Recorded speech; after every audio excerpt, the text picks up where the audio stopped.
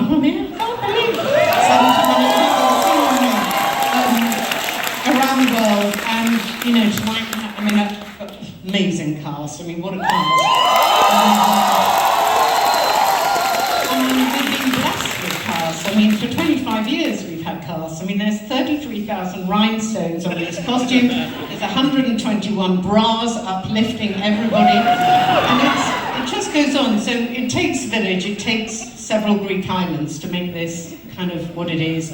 Not only the team, Phillida Lloyd, our director, is not here tonight, but she sends her love. She's in New York directing, lucky she's still got work. I wish she was here. But I also have to thank an incredible band, amazing band.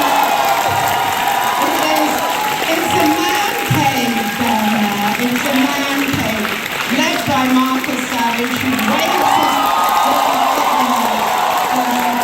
and again, I wouldn't be here, none of us would be here without incredible stage management, a wonderful crew, front of house, box office, marketing, PRs, scenic shots, costume shots. I mean, it goes on. It really is a lot of people, and as Maz said, a lot of people employed, which is fantastic.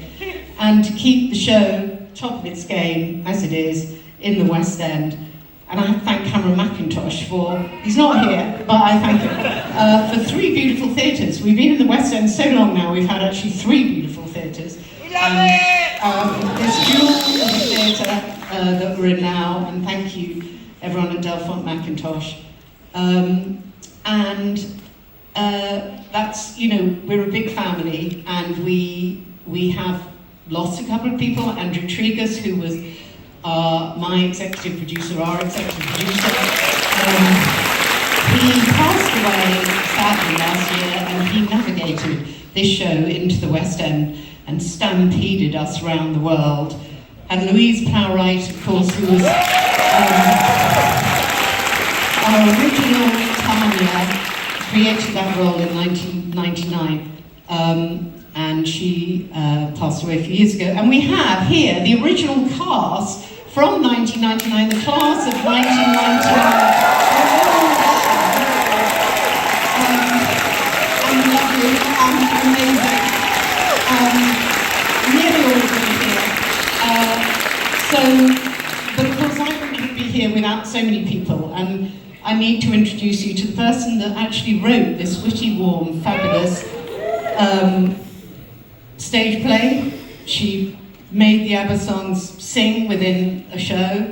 I think the story she wrote 25 years ago is incredibly relevant, and I want you to meet her because she is my dynamo conspirator, Catherine Johnson.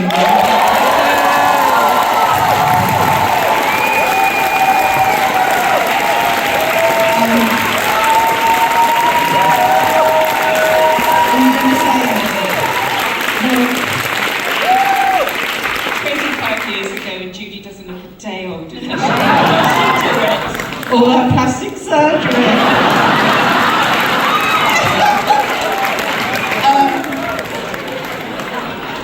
And talking of plastic surgery, 2 other people that don't look any older. 2 incredible women that originated those iconic roles of Donna and Sophie are with us here somewhere. Siobhan McCarthy.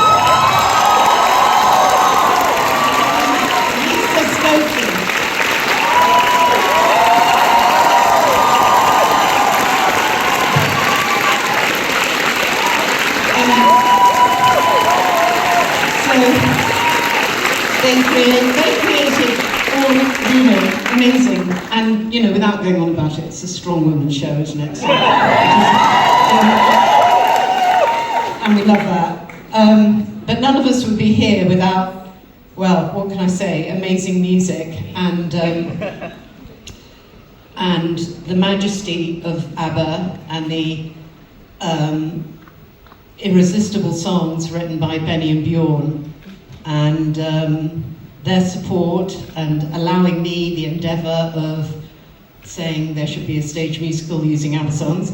And so nothing gives me more pleasure than introducing tonight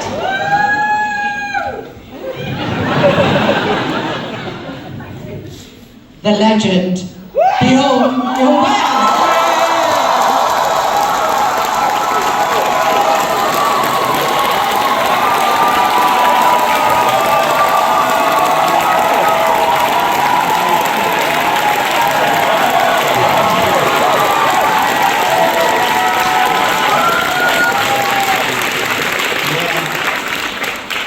About this time in the evening, exactly 50 years ago, I was standing on another stage in another city here in the UK. It was the second time I entered that stage that night because me and my 3 bandmates had been called back to perform our song a second time.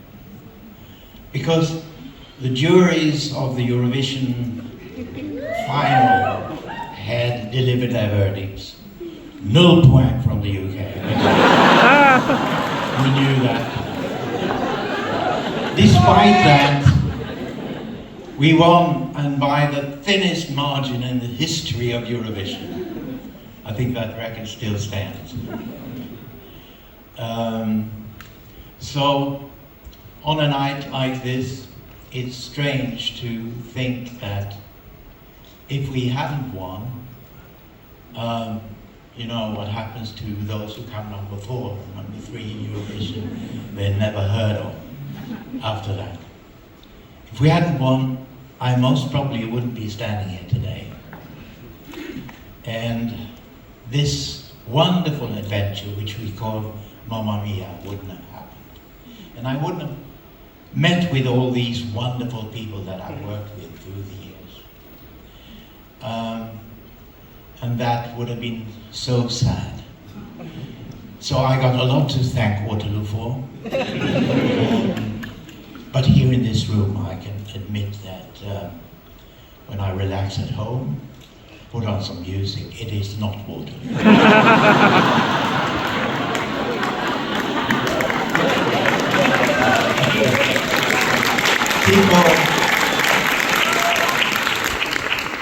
People often come up to me in the street and I can see in their faces they're about to say something which they think, he's never heard this before.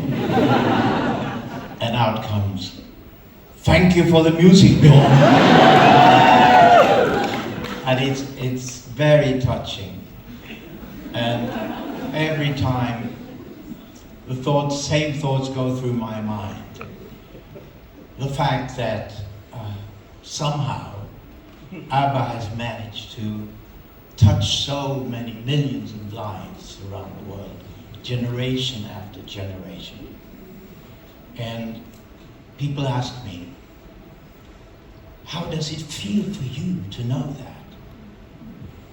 And that's a very good question. And very hard to answer. It's a very, very elusive feeling. And it's more to do with gratitude and with humility than pride. Because it humbles you to know that so many people have listened to something you've created and that they've been made happy by it or sad, and that it has meant so much for them in their lives. And it's very, very difficult to fully emotionally grasp that, at least for me. And it's just as well as my partner. So, who was I thanking? Well, I'm not a religious man, so it wasn't him. I think it must have been kind of a gratitude for the sheer existence of music. Because what kind of a world would we have without music?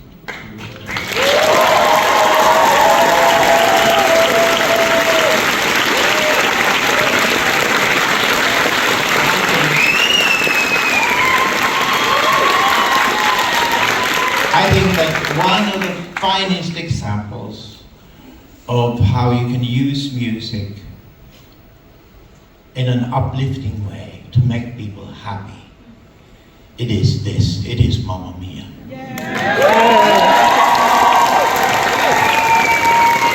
So thank you to all you who have made this possible. The original creative team, a lot of them out there, and all you who have done it through the years and who continue to do it. Thank you all. And I might not be here for the next big anniversary, but my avatar will.